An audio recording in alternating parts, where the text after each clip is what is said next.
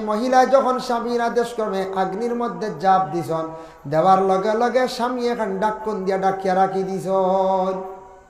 এতে বোঝা গেছে একটা মটকাত ফালাইছি। 3 দিন পরে স্বামী যখন ডাকনা সরাইছে, তার মনে আইছে ঘরের বিবি তো জ্বলিয়া একবারে শেষ, আগ্নিত মানুষ আর রইবার জি না, শেষ ঘরের বিবি তো শেষ। তবে শুনাই তা তো জলদি ছাড়ে না, জ্বলে না। যাই দেখি সোনা মোটামুটি পাইনি, ডাখন সরাইছে, সরানি মাত্র দেখে ঘরের বিবি জিন্দা, জেলা আগ্নিত ফসলাওয়ালা রইছন, কাপড়ও জ্বলল না, শরীরের কোনো অংশ জ্বলল না। লাভ দিয়া পিছন দিকে সরিয়া কইল, গো বিবি বুঝতাম পারলাম না, আগুনে তোমার জ্বালাইল না, আমি জীবনে একটা ভুল করিলাইছি, তুমি মাফ দেও। ঘরের বিবিয়ে জানাইলা, গো স্বামী আমার কাছে মাফ চাওয়ার কোনো প্রয়োজন নাই, তুমি মাফ চাও আল্লাহর কাছে, বহুত বড় একটা ভুল কাম করছ তুমি। আমি আল্লাহ রাস্তার মধ্যে 3টা রুটি দেওয়ার কারণে আমার আগ্নির মধ্যে মালাই দিতরাই। অগ স্বামী জানিয়া রাখিও তুমি বহুত বাদ এক কাম করছ, তবে জানিয়া রাখিও আল্লাহর জাত এমন এক জাত যে আল্লাহর বিশ্বাস করিলাইছে, আল্লাহ মানি লাইছে, আল্লাহর জাতর এক বলিয়া বিশ্বাস করছে, আল্লাহ তারে কোনদিন আগুন দি জ্বালাইতা নাই। জ্বলছে নি বেটি? ইব্রাহিম খলিলুল্লাহরে আগুনে জ্বালাইতে পারছে নি? বলে না, আল্লাহ সাহায্য করছেন না নি? আল্লাহর বান্দি আল্লাহ ওয়াস্তে সব সময় দান করছেন। এর লাগি বাবা আমাদের দেশের মধ্যে দেখবাই কিছু কিছু মা বোন হল আসন বড় আল্লাহ ওয়াস্তে আল্লাহ রাস্তার মধ্যে খয়রাত করন না করন। মহিলা হলা দিলওয়ালা কিছু মহিলা হল আসুন, এর লাগে কিছু মহিলা হলার স্বামী হঠাৎ বেমার পড়ে গেছেন, দেখবা বড় জলদি করি মহিলা 1 জোড়া নফল রোজা মানি লাইছ। আয় আল্লাহ আমি 2টা নফল রোজা আদায় করবো, আমার স্বামীর বেমার খান্তা শিফা দেও। আল্লাহ আমার বাচ্চাগু বেমার পড়ছে, আওলাদটা বেমার পড়ছে, বিদেশ বাড়ি আমার আওলাদ বড় বিপদ, আল্লাহ আমি 2 রাকাত নমাজ পড়িলাইম। এইভাবে মা বোন হলে নফল নমাজ এবং নফল রোজা মান্নত করয়। আর ছোট বাচ্চান দেখছি কোনো সময় কোনো বাচ্চান বেমার পড়লে তখন দেখবা মা হলে ডরাইয়া জলদি করি আল্লাহর দরবার নাখর ফুল দিয়া কি করন খতম পড়াই দেন। আইজো আমরা সুনাসা মাদ্রাসাত নাখর ফুলে গুয়াইছি। সারিমুদ্দিন এক ছেলে তার মায় নাখর ফুল দিয়া খতম পড়াইছেন, আমরা মাদ্রাসাত খতম পড়ানি হয়েছে। মায়ার জিনিস আল্লাহ রাস্তার মধ্যে আল্লাহর বান্দে খয়রাত করছেন। এর লাগি অনেক মা হলে নাখর ফুল দিয়া খানর মানে খানর জিনিস দিয়া খানর সিজ দিয়ে ইয়ারিং দিয়ে খতম পড়ায়। কারণ মায়ার রাস্তাত আল্লাহর রাস্তাত মায়ার জিনিস খয়রাত করার পরে আল্লাহর যাতে মায়া করিলেন অনেক বাচ্চাদের আল্লাহ বেমার ডেকে করণ শিবা দিলাই। দেখ না দেখ এর লাগি তা আমরা মা বোন হলো আছে এর লাগি। আর মাঝে মধ্যে কিছু কিছু মা বোন হল আসত ইতা বিলকুল হইত না, বুঝাইছেন? দড় শক্ত কিয়র নফল রোজা কিয়র নফল নমাজ এটা খুব কম। আর মাঝে মধ্যে তাহল বেমার পড়লে খালি চাইবা বড় ডাক্তার দেখাইতা। আল্লাহর উপরে তওয়াক্কুল করা নাই, নফল নমাজ পড়া নাই, নফল রোজা রাখা নাই, আল্লাহ আস্তে তা মানিতা আল্লাহ বাদে আগে দিয়ে সাহায্য করতো, মানতাই না কোন যায়। দেখো কা মহিলা আল্লাহ আস্তে আল্লাহ রাস্তাত খয়রাত করলাম, আল্লাহরে বিশ্বাস করলা, সুন্দর ইয়া সাজিয়া গেছলা। এর লাগি যুবক ভাইয়ান আল্লাহ কেউ আস্তে দয়া করিয়া আল্লাহ কেউ আস্তে সুন্দর করিয়া শুক্রবার দিন জুমার দিন বালা কাপড় লাগাইয়া মসজিদের মধ্যে নমাজ যাওয়া। সুন্নতি লেবাস কোনটার উপর? পাঞ্জাবি বলেন।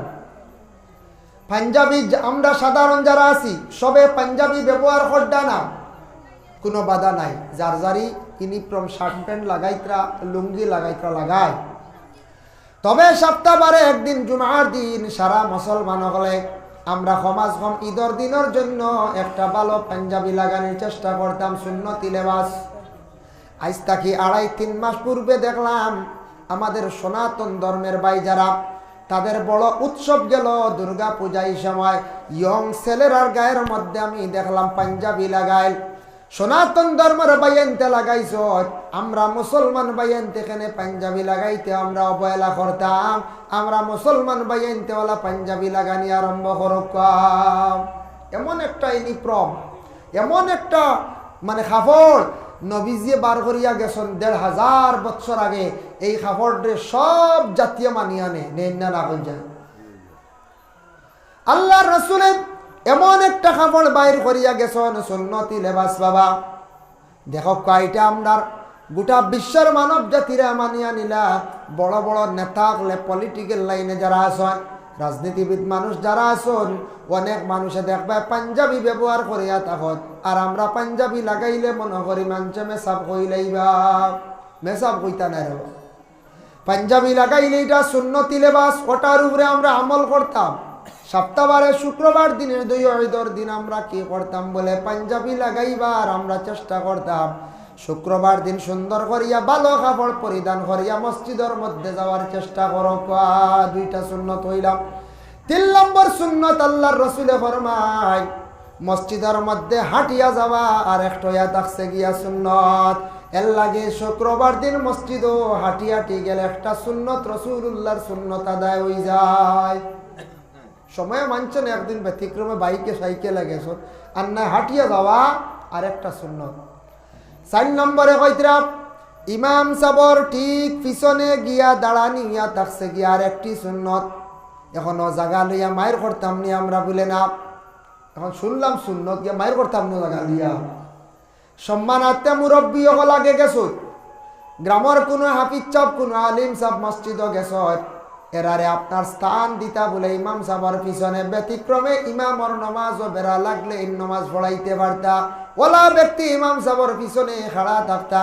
কিংবা তো গ্রামের মুরব্বী যারা আসুন সম্মানার্থে আমরা যুবক বাইনতে এরারে আগর খাতারও ইমাম সাহেবের পিছনে সেই জায়গাটা আমরা দান করে লাইতাম। আমরা ইলে একদিন আজকে সম্মান যদি মুরব্বীর করিয়া থাকি, আমি ইলে একদিন মুরব্বী আমারে ওলা মানুষে সম্মান করিয়া আগ বাড়াইয়া দিবা। আগে মানুষে সম্মান করলে তার সম্মান আল্লাহ জমিনও বাড়াইয়া দেন। এর লাগি জমিন ও মানুষের সম্মান আমরা করার চেষ্টা করতাম। যতটুকু সম্মান করব মানুষদের সম্মান করিয়া যাইম, তত বেশি আল্লাহ পাক রব্বুল আলামিনে জমিন আপনার আমার সম্মান বাড়াইয়া দিবা। ভাই মুসলমান, এর জন্য আল্লাহ কেবাস্তে 4টা সুন্নত সম্পর্কে আমি আলোচনা করাত গেলাম। এখন যাই বুখারী শরীফের হাদিস তার মফহুমটা আপনাদের সম্মুখে আলোচনা যাই। আর আল্লাহর রাসূল সাল্লাল্লাহু আলাইহি ওয়াসাল্লামে ফরমান শুক্রবার দিন 5টা পুরস্কার আছে, আমার উম্মতের জন্য 5টা পুরস্কার আল্লাহ দান করেন। 1 নম্বরে যারা সুন্দর করিয়া গোসল করবা, সুন্দর করিয়া গোসল করিয়া কাপড় লাগাইয়া প্রথম পর্যায়ে মসজিদের মধ্যে গিয়া যখন অংশগ্রহণ করবা, প্রবেশ করবা, একটা উটরে জবে করিয়া খাটিয়া পাক করিয়া মানুষের শিরনি খাওয়াইয়া যতটুক সওয়াব পাইবা ততটুক সওয়াব প্রথম ব্যক্তির আমল নামায় আল্লাহ দান করেন। সুবহানাল্লাহ। 2 নম্বরে একটা গাবি, 3 নম্বরে থাকছে গিয়ে একটা বকরি, বেড়িয়া কথা হয়েছে বেড়িয়া, বেড়া বা মেড়া কই আমরা বা বকরি। 4 নম্বরে খাওয়া হয়েছে একটা মুরগি, আর 5 নম্বরে খাওয়া হয়েছে বলে একটা ডিম। যারা 5 নম্বরে যাইবা যাইবা তার আমল নামার মধ্যে একটা ডিম খয়রাত করলে অতটুক সওয়াব আল্লাহ তার আমল নামার মধ্যে দান করবা। ডিমও দেখা যায় সওয়াব অংশীদার আছে না।